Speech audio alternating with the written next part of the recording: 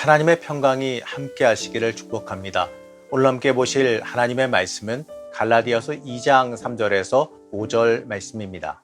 그러나 나와 함께 있는 헬라인 디도까지도 억지로 할례를 받게 하지 아니하였으니 이는 가만히 들어온 거짓 형제들 때문이라. 그들이 가만히 들어온 것은 그리스도 예수 안에서 우리가 가진 자유를 엿보고 우리를 종으로 삼고자 함이로되 그들에게 우리가 한시도 복종하지 아니하였으니 이는 복음의 진리가 항상 너희 가운데 있게 하려 함이라. 오늘 나눌 말씀은 1절에서 10절까지에 해당하는 말씀입니다. 이 말씀은 이 전체적인 사건으로 읽어야 해석하기가 조금 쉽습니다. 여기서 다루는 사건은요, 사도행전 15장에서 다루는 예루살렘 공의회 사건과 함께 볼 수 있어야 됩니다.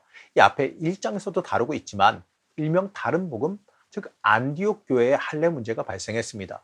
예루살렘에서 내려온 일부 극단적인 보수파 유대 이 기독교인들이 이 개종한 이방 그리스도인들로 구성된 이 안디옥 교회 교인들에게 할례를 받지 않으면 너희들이 구원을 받을 수 없다라고 주장했기 때문에 벌어진 일입니다. 그리고 그게 하나님의 뜻이고 유대인과 같이 율법을 지키며 살아야 된다라고 그들에게 강요했습니다.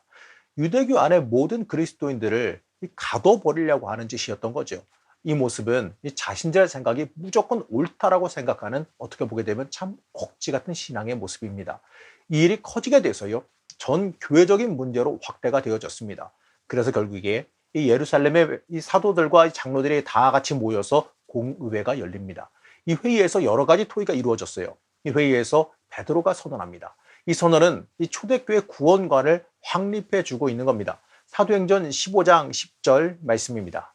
그런데 지금 너희가 어찌하여 하나님을 시험하여 우리 조상과 우리도 능히 매지 못하던 멍에를 제자들의 목에 두려느냐.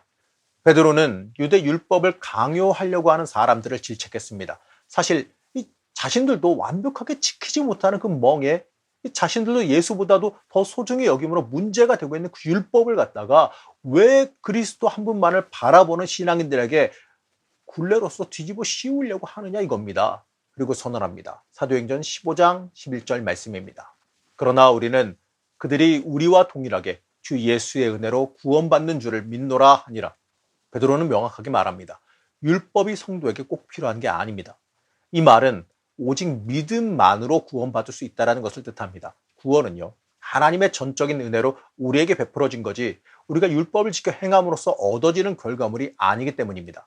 율법과 할례라고 하는 특별한 징표를 가진 사람들, 즉 그 징표를 행한 사람들에게만 구원이 상급으로 주어지는 것이 아니라 오직 은혜로 믿음만으로 주어진다는 것을 강조하고 있습니다. 구원에 다른 게 필요하지 않아요. 오직 필요한 것은 믿음입니다. 하나님이 내 주인 되신다는 그 믿음, 우리가 예수 그리스도가 이 구원자시다라는 것, 그의 말씀을 생명 삼고 그의 길을 따라 살아가겠다고 믿고 결심하는 게 필요합니다. 그렇기 때문에 마치 무슨 대가를 주고 구원을 사려고 하는 생각을 우리는 버려야 되는 겁니다. 이 말은 앞에서도 말한 다른 복음이 나를 주관하게 만들어서는 안 된다는 것을 뜻합니다. 이 구원은 무엇을 행함으로써 내가 특별히 잘나서 주어지는 게 아닙니다. 그렇기 때문에 우리는 우리의 인생에서 오직 예수만을 바라봐야지 다른 것을 바라봐서는 안 되는 겁니다. 그렇다면요, 다른 복음? 이게 뭘까요? 오직 예수를 바라보지 못하고 인간의 공로를 바라보게 만드는 일이지요. 예수가 인생의 중심에서 벗어나게 만들려는 것들입니다. 우리는 그렇기 때문에 이 다른 복음, 이 공로주의의 유혹에서 벗어나야 됩니다. 우리에게 필요한 것은요, 오직 믿음입니다.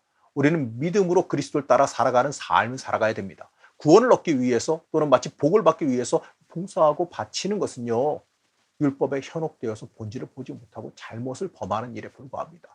이러한 사람은 예루살렘 보수파 유대인과 같은 사람들이 되어져 버립니다. 우리는 이러한 사람이 되어서는 안 될 겁니다. 물론 이 10절에서 바울은 가난한 자들을 기억하도록 부탁을 받았고 자신도 힘써 행한다라고 말합니다. 10절 말씀입니다. 다만 우리에게 가난한 자들을 기억하도록 부탁하였으니 이것은 나도 본래부터 힘써 행하여 왔노라. 이 말씀은 행함을 말하고 배품을 말합니다. 하지만 이것은요, 구원의 전제 조건이 아님을 먼저 알아야지요. 우리가 오직 믿음으로만 예수를 따라 살아가다 보게 되면 당연하게 행동으로 행함으로 이어지게 되어 있는 겁니다. 예수께서 행하신 일이 바로 가난한 사람과 약한 사람들에 대한 사랑이기 때문에 그렇습니다. 그렇기 때문에 행함은요, 믿음으로 인해서 자연스럽게 따라 나와야 되는 거지 행함이 구원의 전제 조건이 되어서는 안 됩니다. 이 현대 기독교에서 파고 들어와 있는 다른 복음은 이 행함으로 복을 구하는 모습입니다. 복을 받기 위해서 무엇을 행한다? 복을 받기 위해서 봉사하고 복을 받기 위해서 헌금하는 그 모습들이 다른 복음의 유혹에 빠진 모습임을 깨달아 알아야 됩니다. 무엇인가 대가를 바라는 믿음은요, 온전한 믿음이 아닙니다. 그것은 미신적인 신앙에 불과합니다. 우리는 미신적인 신앙에 빠져서는 안 됩니다. 믿기 때문에 우리는 예수 그리스도가 내 주인이고 내 구원자이심을 믿기 때문에 예수를 따라 살아가는 예수 중심적인 삶이 되어야 합니다. 그러다 보면요, 나도 모르게 그의 길을 따라서 행하며 살아가게 되어 있는 겁니다. 인생의 목적이 하나님의 영광을 위해서 부름받은 사람으로서의 삶을 살아가는 것이냐, 아니면 내 배부름, 내가 이 땅에서 누리고 살아가는 것을 위해서 살아가느냐, 여기에 차이가 있는 겁니다. 사랑하는 성도 여러분, 우리는 믿는 사람, 그리스도인입니다. 우리는 하나님의 말씀을 지켜 행하며 살아가야 되는 사람들입니다. 그렇기 때문에 우리의 인생은 오직 믿음으로만 살아가는 삶이 되어야 되는 겁니다. 오직 믿음으로만 살아가시기를 바랍니다. 예수가 중심이 되어서 살아가시는 여러분들이 되시기를 바랍니다. 우리의 주인 되시는 하나님, 우리 인생이 하나님께 온전히 붙잡힘 받은 인생이 되기를 원합니다. 예수가 중심되어 살아가는 삶이 되어지기를 원합니다. 내 유익을 구하며 사는 인생이 아니라 오직 믿음으로 하나님을 위해서 살아가는 인생이 되게 허락하여 주시옵소서.